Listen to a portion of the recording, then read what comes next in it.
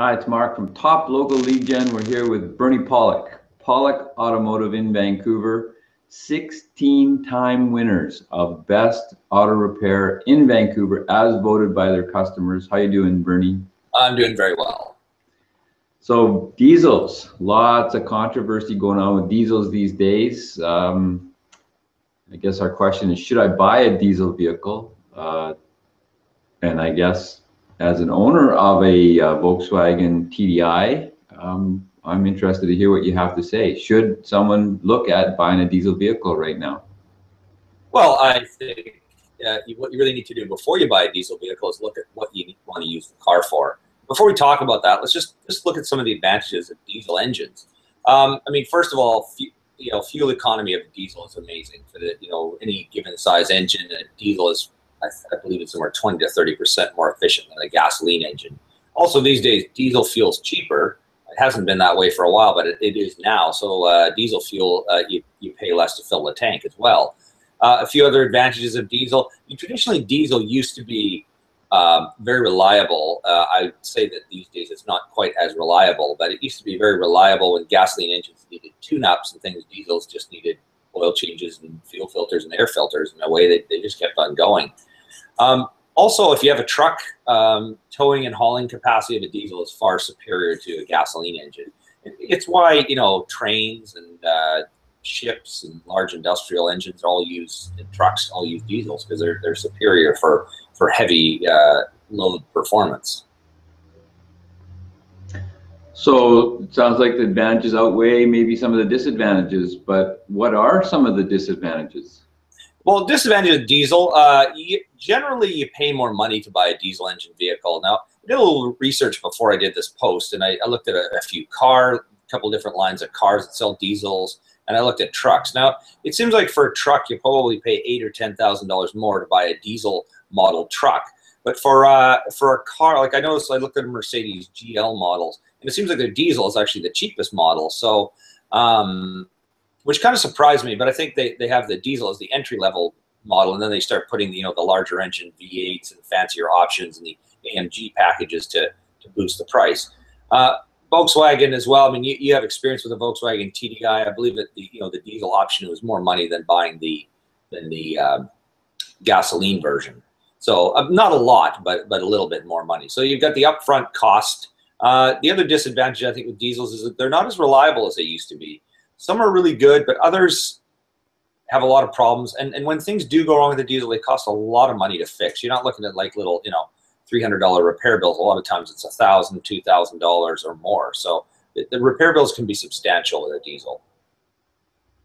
Now, one other advantage of the diesel, if you buy a diesel vehicle, it's often got a higher resale value. So if you spend $10,000 more on that Ford F-350 truck with the diesel over the gas, chances are a few years down the road when you sell it, you get more money for that vehicle because it's a diesel than a gas motor.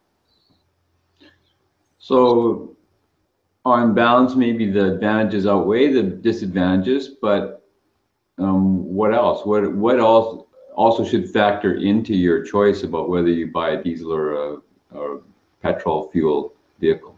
Excellent question. I think the idea that I come in is usage. Like, what do you want to use the vehicle for? I meet many people who buy diesel vehicles who really probably shouldn't have bought them in the first place.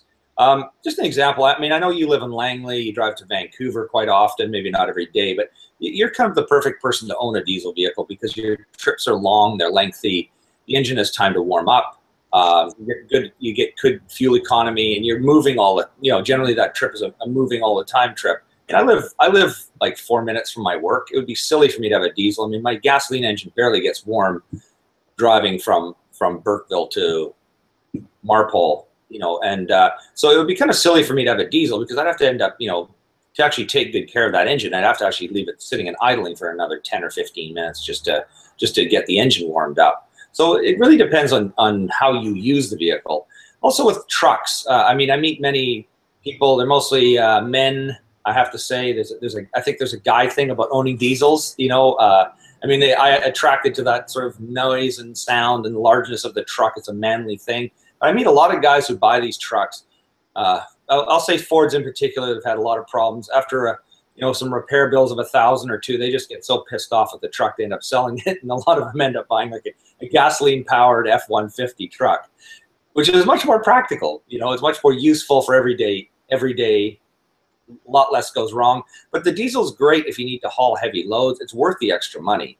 If you're hauling a boat, a trailer, or you have a business where you're hauling heavy loads, diesel's great. So you need to really look at what you're buying. And unless you just like spending tons of money on car repairs and your vehicle's broke, but most people don't like to do that. Also, around, we did a blog post about a month or two ago about a Mercedes that we had where the owner hadn't changed the oil quite frequently. But again, this is another example of perhaps not the right owner for a vehicle. A lot of the trips this person did was short trips. It was only had 50,000 kilometers on a 6-year-old diesel-powered vehicle. So that's really very little usage. I didn't quiz him entirely, but I have a feeling his trips were probably extremely short, so the engine never had time to warm up. In addition to that, maybe not changing the oil when he should have, end up killing the engine early. So had this person owned a gasoline-powered engine, probably would have been no problem. Although, again, if they didn't change the oil, it would have been an issue. But I think gasoline engines are a little more forgiving. So I have another question. Do car salespeople ever address people's usage of a vehicle before they recommend the car? I have a feeling not. I mean, they probably don't think about these factors. And I think if you're out there selling a vehicle, it's like, oh yeah, great, I can sell a diesel because it's $10,000 more, and I'm sure it's more money in their pocket to sell it. Same with the Mercedes or the TDI, Volkswagen. It's just they're just selling it. Oh yeah, it's got great gas mileage. Buy this car, and people are interested, but they don't really ever. I would say that maybe a good salesman might ask, but for the most part, they would probably just be happy to sell them whatever they want to buy. Well, our experience was we were test driving, looking at potentially buying an SUV, and we test drove, I don't know, 6, 7 different brands. Not one salesman asked us about our use case.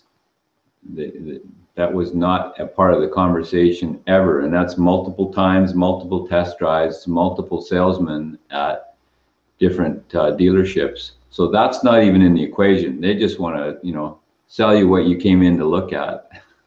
Yeah, I think that's true, and it's interesting. I mean, this is a bit off the subject of diesels, but hybrids as well. I mean, I have a client who bought a Toyota Prius a while ago, and they drive it very little. It's like an '08 Prius. It's probably got 60,000 kilometers. I mean, it's got very little use.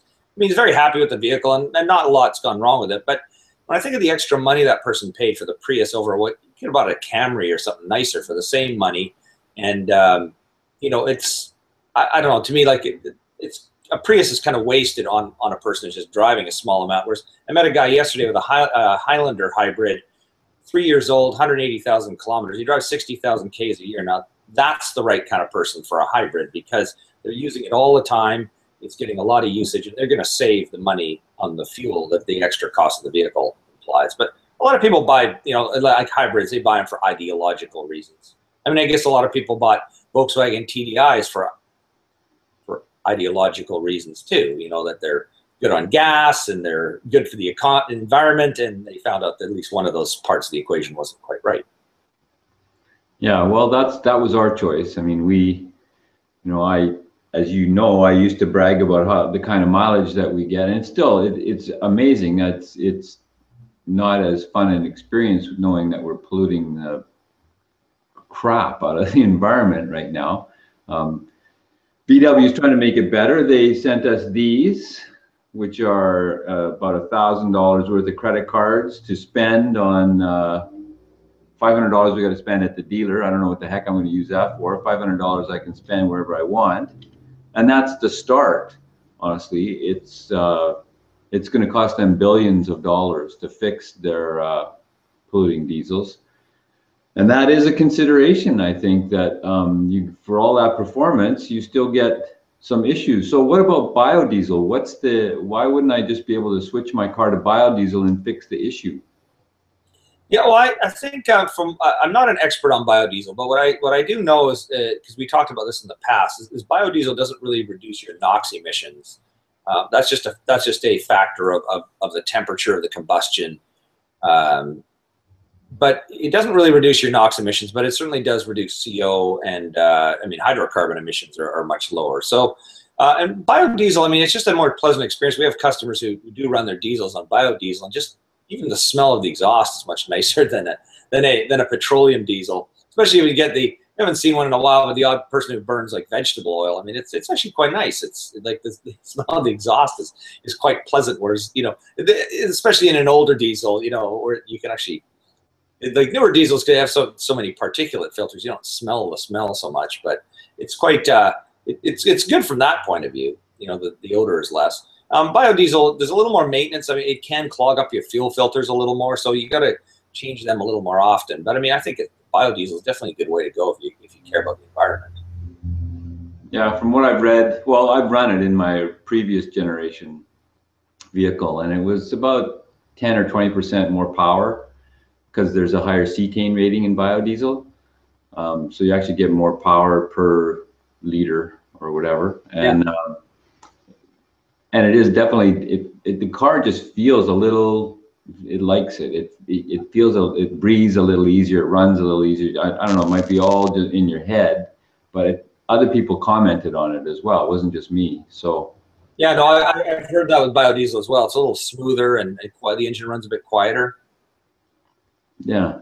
So if you're looking for diesel expertise, these are the guys to see. They know all the ins and outs of many different types of diesels, trucks, cars, you name it.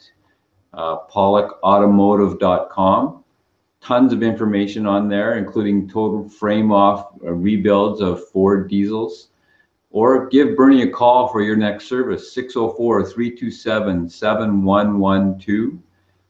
Pawlik Automotive, they're the guys. Thanks, Bernie. Thank you, Mark.